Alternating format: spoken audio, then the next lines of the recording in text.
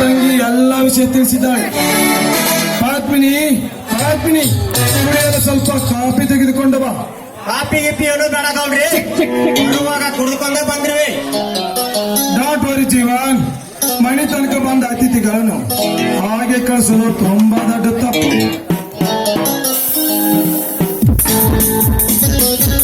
ನನ್ನ ತಂಗಿ ಕೈ ಹಿಡಿದ ಬಾಳ ನೀನು ಈ ಮನೆಯ ಅಳಿಯಿಂದರು. ಬರೀ ಕಾಫಿ ಅಷ್ಟೇ ಹಾಕಿ ಊಟ ಮುಗಿಸಿಕೊಂಡೇ ಹೋಗುವಂತೆ. ಊಟ ಅಷ್ಟ ಯಾಕ್ರಿ ಗೌಡ್ರ?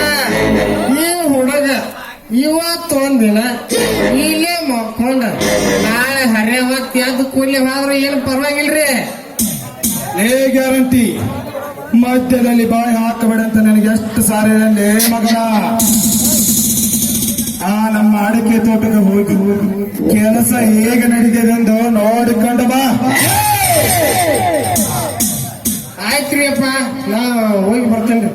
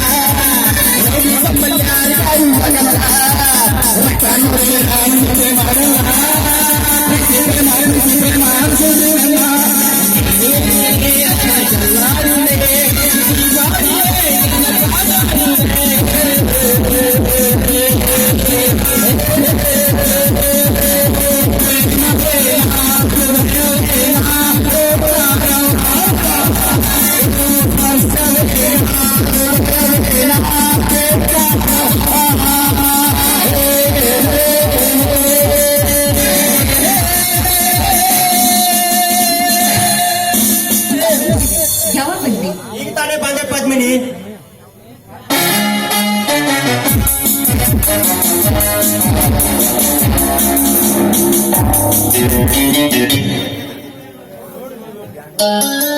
ನೋಡು ಜೀವನ್, ನನ್ನ ತಂಗಿಯನ್ನು ನಿನಗೆ ಕೊಟ್ಟು ಮದುವೆ ಮಾಡುತ್ತೇನೆ. ಆದರೆ ಈ ಮದುವೆಗೆ ನಿಮ್ಮ ಅಣ್ಣ ನಿಮ್ಮ ಒಪ್ಪಬೇಕಲ್ಲ. ಏಕೆಂದರೆ ನಿಮ್ಮ ಅಣ್ಣ ನಿಮ್ಮಪ್ಪ ನನ್ನ ಕಷ್ಟಕಾಲದ ವೈರಿಗಳು. ಹೀಗಿರುವಾಗ ನನ್ನ ತಂಗಿಯನ್ನು ನಿಮ್ಮ ಮನೆಗೆ ಕಳಿಸಿದರೆ ನನ್ನ ತಂಗಿಗೂ ಯಾವ ಸಂಕಟವೂ ಬರಬಾರದು. ಆಯ್ತು ಗೌಡ್ರಿ, ನಿಮ್ಮ ತಂಗಿಯ ಮೇಲೆ ನಿಮ್ಗೆ ಎಷ್ಟು ಪ್ರೀತಿ ಇದೆಯೋ ಅಷ್ಟೇ ನನ್ನ ಹೆಂಡತಿ ಮೇಲೆ ತುಂಬಾ ಪ್ರೀತಿ ಇದೆ. ನಿಮ್ಮ ತಂಗಿಯ ಕಣ್ಣಿನಿಂದ ಅಡಿ ಕಣ್ಣಿರಬಾರ್ದಂತೆ ನೋಡಿಕೊಳ್ಳೋ ಜವಾಬ್ದಾರಿ ನೋಡ್ರಿ ನಾನು. ಶಪಾಸ್ ಜೀವನ್ ಶಪಾಸ್. ಇದ್ದರಿರ್ಬೇಕು ನಿನ್ನಂತ ಹಳೆಯಂದರು. ಅಂದಾಗಿ ಇನ್ನೊಂದು ವಿಷಯ. ಅದೇನಂತ ಹೇಳಿ ಗೌಡ್ರಿ. ನನ್ನ ತಂಗಿನ ಮದುವೆ ಆದರೆ ನಿನಗೊಂದು ನೌಕರಿ ಕೊಡಿಸುತ್ತೇನೆ ಅಂತ ಮಾತು ಕೊಟ್ಟಿದ್ದೆ.